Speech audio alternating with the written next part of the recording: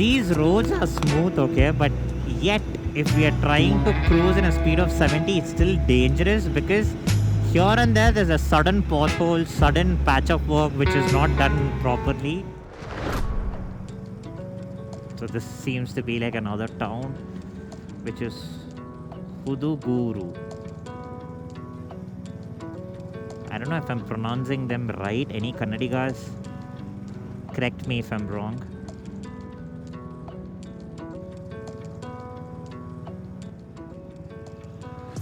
Lot of animals around. Ox, sheep. I saw monkeys, dogs. And I really love animals more than humans because there are pure souls.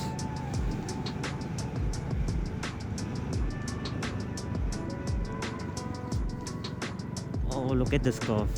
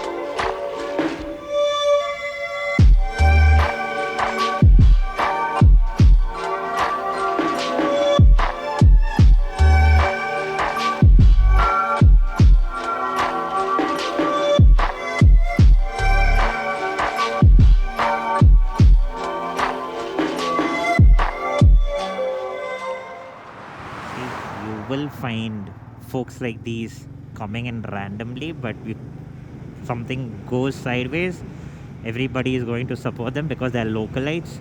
So always we as riders from a different place have to make sure that we are very cautious, and especially in places like this, going too fast is too bad.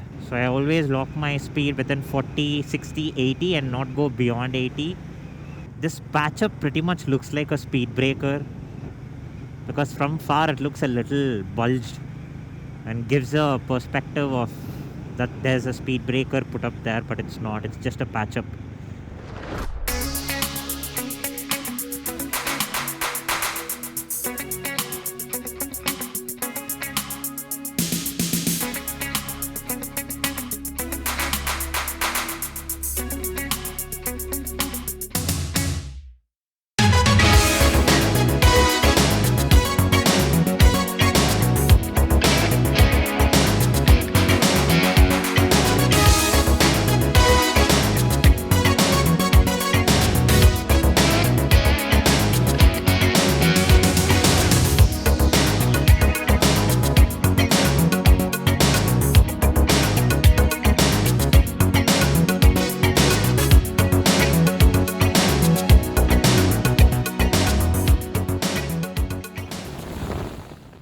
we are in Andhra or not yet? Because both are still saying in Kannada, Muchatahalli. I've heard this place somewhere. Some film or some serial. Not sure. Or somebody saying it. Gotlakunte. I think now we are entering because all this kuntes usually is more of like a half Telugu, half Kannada words. Oh, look at this.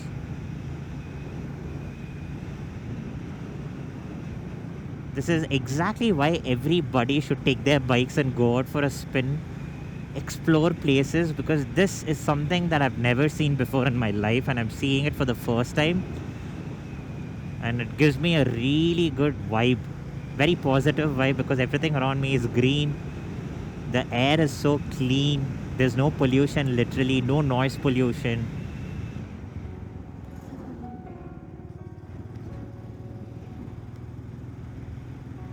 Seems like there is no transportation, like public transportation here. It's basically you have to travel here with your private vehicles, like a bike or a car, because I still didn't see any buses, like a public bus or even taxis.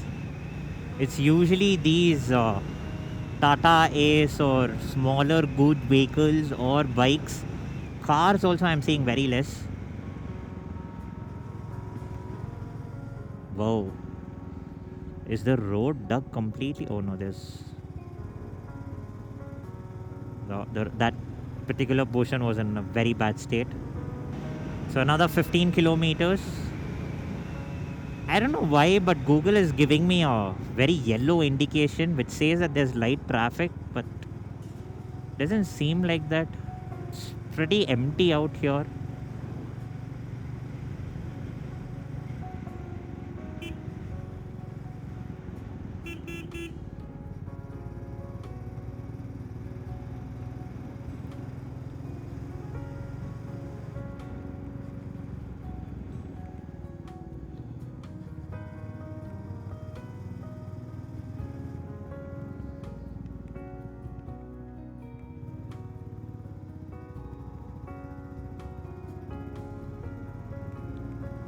For 16 kilometers, it's showing me a time of 24 minutes. Oh, look at farming. I really love farming, guys. Lately, I've been developing a lot of interest on farming.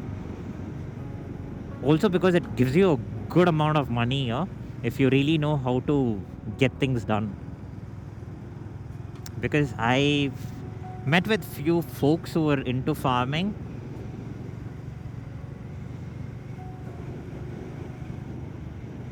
Everybody says that farming gives you a good amount of money, but you really need to understand the technology of farming as well, and not just the theory part. I think that's where people end up losing money. You also need to really know how things work, on how fertile the soil is, because now technology is advanced so much that there are testing machines for soil. Like if you take it and give it, or they come and put in some measurements, and then they let you know what will grow if you put it on this particular soil, which is good.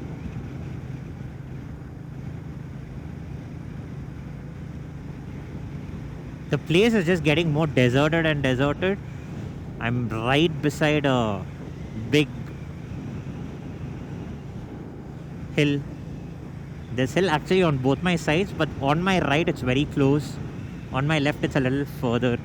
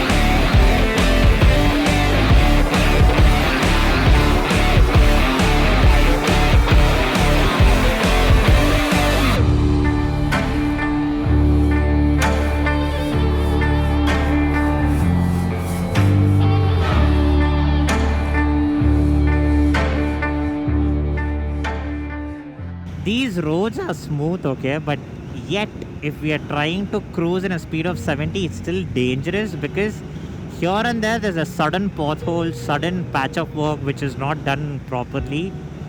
And to control the bikes immediately near the potholes is risky because it's not like a cement patch up, it's more of like a mud patch up, which is loose mud.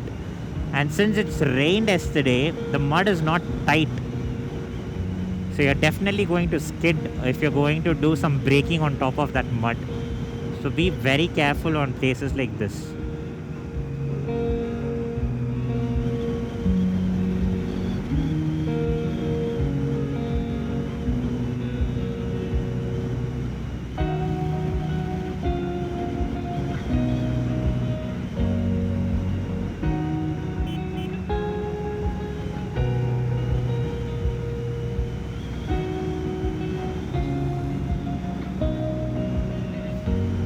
I think those were all wheat farming.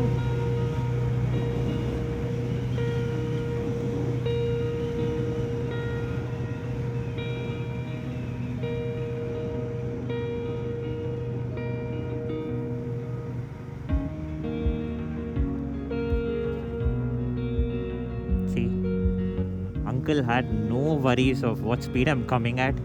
He just came in because he had to. That's the sad part of towns and villages. They really don't bother. At least they should be bothering about their life, because at the speed that I was coming in case if I had touched him, it would have been a very sad situation for both of us.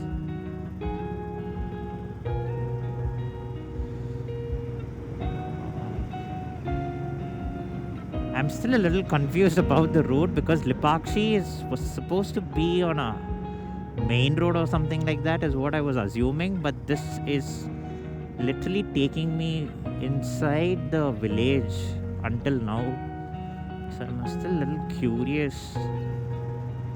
And apparently there are three different things. Like one, it's called the main temple. I think that's where the hanging pillar and all is there. And the other one was this Nandi statue. That's at a different location, but they say it's walkable.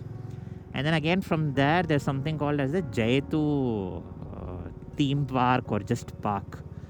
That's again at a different location, but again walkable. It's all walkable from all of those three. Yeah, this is where it's showing me orange. So this was like a town.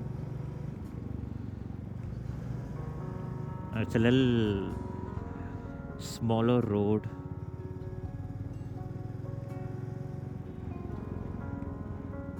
You see, people here are having such simple,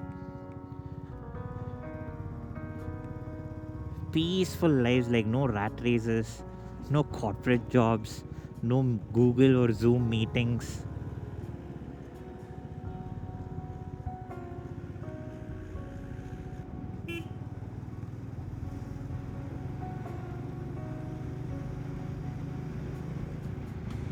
Probably they get up in the morning, have their chai or whatever herbal drink that they taken, and then I think they go for their farming or cows gazing or whatever. And I think by afternoon they're done around 3 or 4. They have their lunch, and then again they start heading back to their places. I think by the time they reach, it becomes 4:35 in the evening. There's pretty much nothing that you'll be able to see here after 5:36 when you're on winter or on climates like this, because it's going to get super dark and there's literally no street light, guys. Literally. You might want to carry a torch if you're walking here. So I think people try to scoot off before it darks out because of various reasons.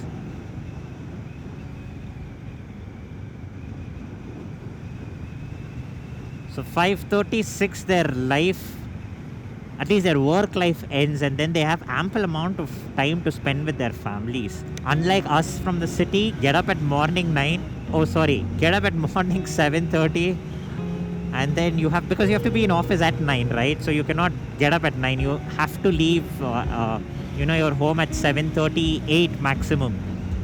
And that too, if you're in a city like Bangalore and your work is at Marathalli Electronic City, damn, you really need to get up 3-4 hours before so that you go reach on your login time. And then, so you start your day at 7:30. Your office gets over at 5:36 or 6:30. But then you're not gonna come immediately to home because again, for the same reason of traffic. So you're going to reach back home 8:39. You're going to be shit tired. You're going to have your dinner and then pass out. Wife, father, mother, children also pretty much is going to have the same lifestyle.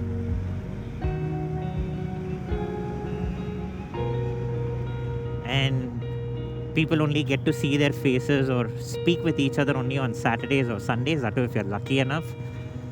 Otherwise, it's only going to happen on Sundays or some government holidays, which is a sad part.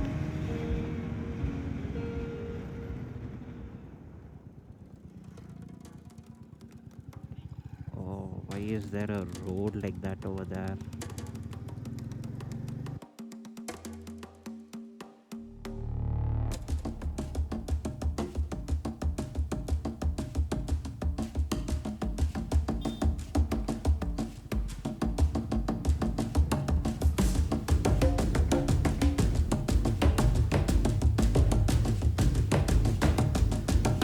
ಹೋಗಿನಾ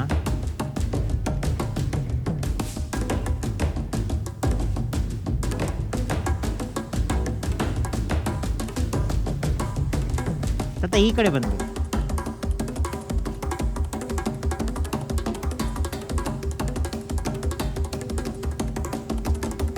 Oh, the roads are very not good here, guys.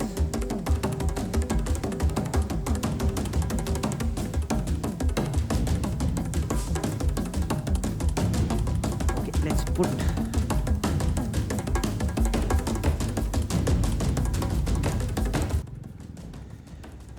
that was like a Ladakh adventure for me. Shit, because I had no clue how the roads are here.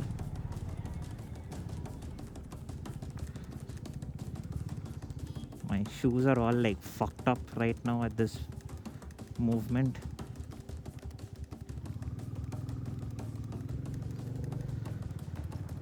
My tires, everything is literally ruined, guys.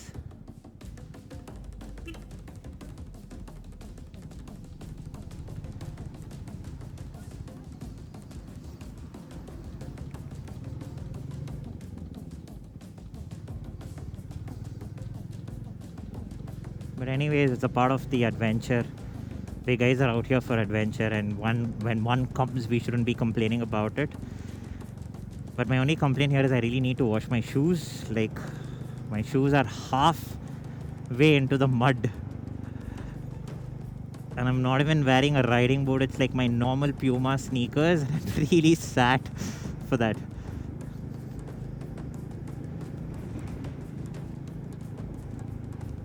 I just wish it doesn't goes inside the shoes and dirties my socks. That's the only thing I'm...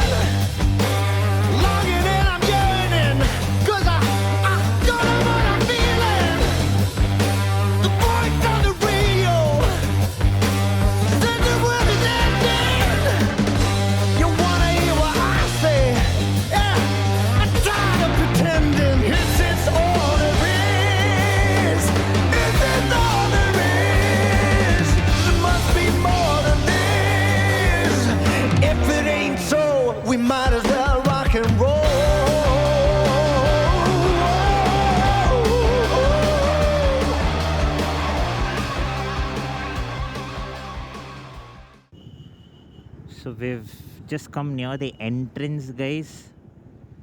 So what I'll do is I will go inside and then start vlogging. For now, I will end this video here. Let me go have some food and then enter the temple. What a brilliant structure, guys, already.